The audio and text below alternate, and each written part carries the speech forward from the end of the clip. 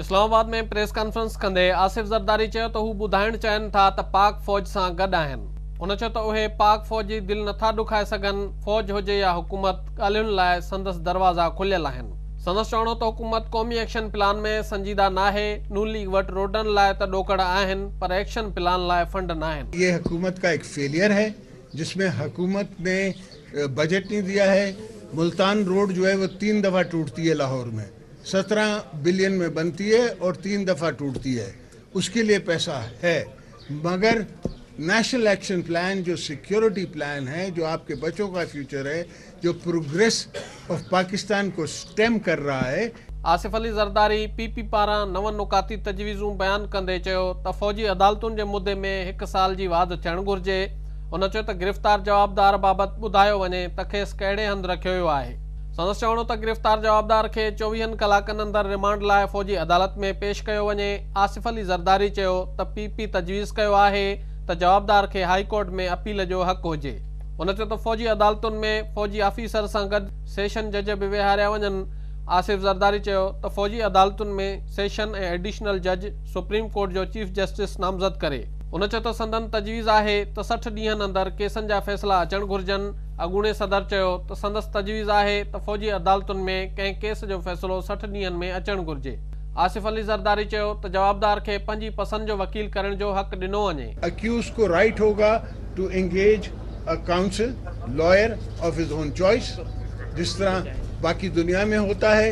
हर जगह उनको काउंसिल का हक है।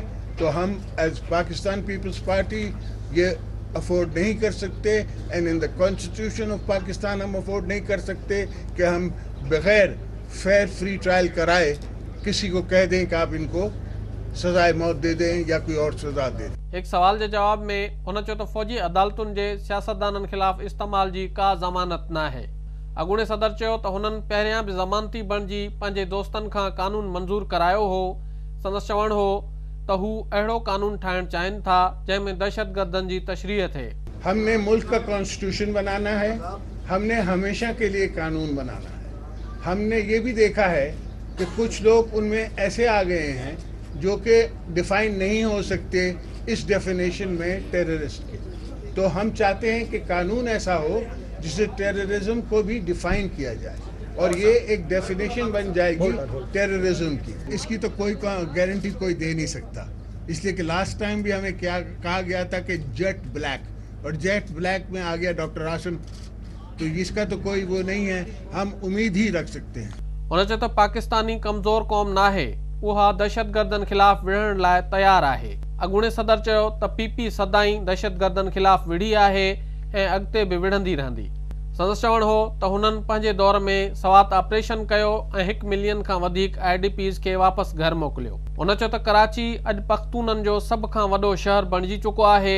आसिफ ज़रदारी चयो त सिंध ऐं पंजाब में रेंजर्स जे अख्तियारनि में फ़र्क़ु आहे। जहाँ तक पॉलिटिकल फोर्सेस का सवाल है, उसमें आप निकाल के देख लें कि जो रेंजर्स का कानून बनाया गया है सिंध के लिए, या उनको जो राइट्स दिए गए हैं सिंध में, वो दूसरे प्रोविंसेस से कुछ मुख्तलिफ हैं।